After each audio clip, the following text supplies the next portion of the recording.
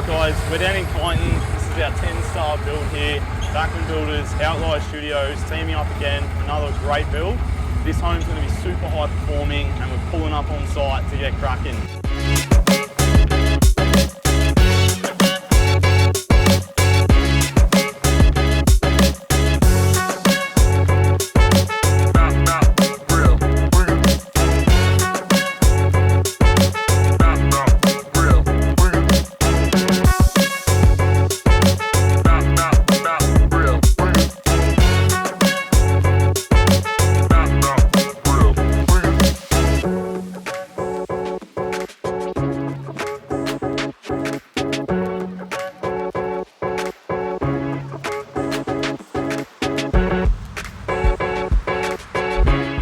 Alright guys, so this is where it all starts. For any project, we need to work with a datum point.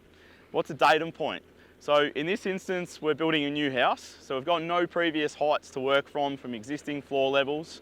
It's a fairly new estate that's been subdivided in a bit of a cul-de-sac. So what we do with each project is get a land surveyor in. Sometimes it's just for a title re-establishment to check boundaries. In this instance, it's been a full package. We'll check the title boundaries where the fences sit, and one of the most key points is what I'm standing on right here, which is a rivet. It's in the curb and channel here, and this is our TBM. It's a temporary benchmark, and this datum point is what we're going to reference to and work from for our finished floor levels throughout the project. So as we come in, keeping in mind that's our datum point here, our TBM, and we come in and we've got a bit of a site cut happening over here behind us. We're working with our excavation crew here, as well as carpenters and us as the builders before our concreters get in. And our finished floor levels are going to be worked out from using that TBM datum point. So when we get on site, and I'll be starting to walk on the house slab over here, we've got a garage over here, and an alfresco over here. And I'll just mind I don't get run over at the same time. We want to make sure that when we're working out what our cut levels are, that we're taking into consideration, A, we've started from our datum point, and then B, we're working out our finished floor levels. And then we want to subtract to see how much thickness we need to be working with. So on this site here, as it's a high performance home, it's going to be a 10-star house. We've got fully insulated slab here, which is going to have 75mm XPS. We've got a 50mm bed of sand, and we've got 140mm thick slab throughout. So we need to take into consideration starting from our datum point and working that out. It's a very, very vital, important part of getting a project out of the ground is knowing you're working with the right title boundaries, you're working with the right datum points, such as our TBM or existing finished floor levels. In this instance, the rivet out the front is where we all start from. From there, we come through, we can see around us, we've got some of the set out underway. We've got full perimeter hurdles. We're still working through a few things when we get the site cut out of the way. It's going to be marked out for our drainers, and that allows us to set up successfully and make sure everything's millimetre perfect.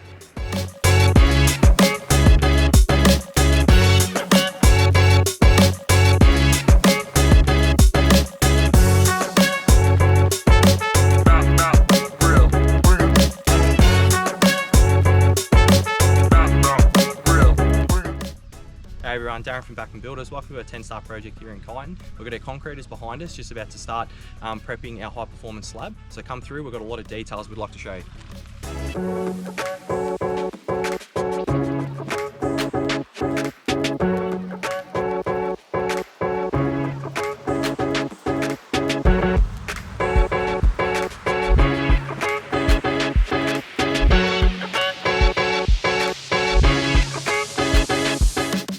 Got all the footings almost finished, ready for an inspection. So basically as we go back, we had our site cut here following terrain of the block, and this was our most built up corner. So which means our trench here is the deepest point. So all the footings will be poured here to the top of our sand height, and then we'll be ready for our full cover of insulation, XPS.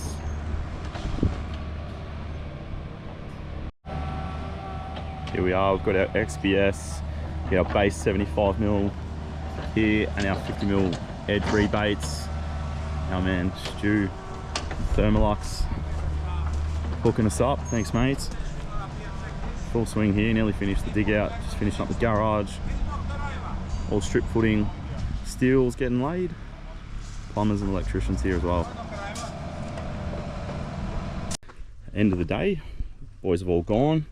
We are just needing the inspection to be passed so that we're right to pour concrete tomorrow, and we're always confident with our team's work. We're always neat and tidy and do everything correctly. So go through some tips of what to look for as a builder when you've got concrete being prepared for pour. One of the most important things is a clean trench. So you've got dry dirt here at the moment. We haven't had any rain, so obviously you get a lot of things falling in, so keep everything clear and out the way. So a nice clean trench is definitely what we're looking for as tip 1. Tip 2, we've got our bottom mesh in here, and basically this side we've got a 4-bar system for our trench mesh, and we really want to make sure we're not exceeding any lengths between bar chairs. As you can see, we go to a 3-bar trench mesh in here, and we want to make sure that we've got nice neat bar chairs sitting flat. If you've got clean trenches, it makes it easier to have consistency and nice flat bar chairs without them tipping and not supporting our bottom mesh. So tip 3 here, you come up to a lap so that we can basically show you. We've got one just sitting here, so ensuring that our laps in our trench mesh is nice and secure. Just got a tie wire here, it's nice and secure, it's not going to come apart with the force of the concrete blowing it in with the pump.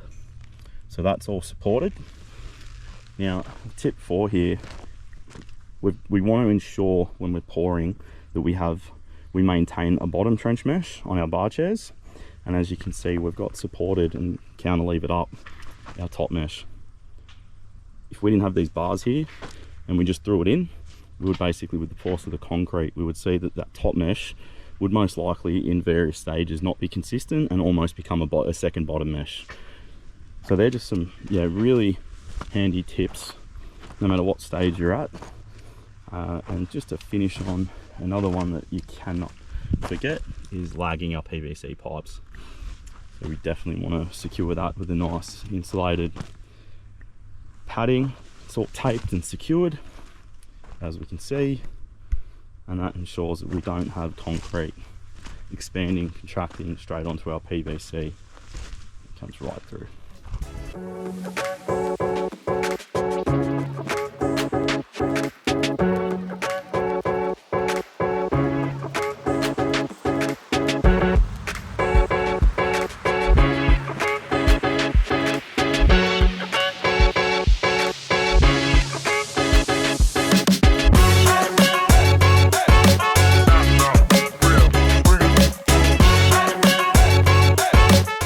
Right, so a couple of little tips when we're constructing a new slab. You've obviously got a new home here, so we can't forget about our services. This home is actually going to be an all electric home. So we've got quite substantial mains here that are going underground. So we've got our conduit here ready to bring up into our footings, where we'll have a meter box that'll be facing the garage wall. We've dug this underground and that goes out to a new pit that's installed. So step 1, electrical. We've got our mains sorted out. We come over here.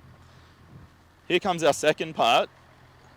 Another item here that you can't really see too much, but we've actually got our water mains that have been brought up by our plumber. So there's a water pipe already fed in there underground that we can tackle later and get that run out to our water mains. That's protected by a PVC pipe wrapped in here. And obviously, lastly, we've got our sewer system here with all our risers. So these are lagged. You can see the green lagging down here, taping it up. That's something that's pretty pivotal to make sure you get in the right place. We don't need service pipes in the middle of a floor or impeding on anything else in the house design. So make sure we have our meetings here with our contractors, electrical, plumbers, designers, sometimes clients, and make sure that they're all in the right locations and not affecting anything.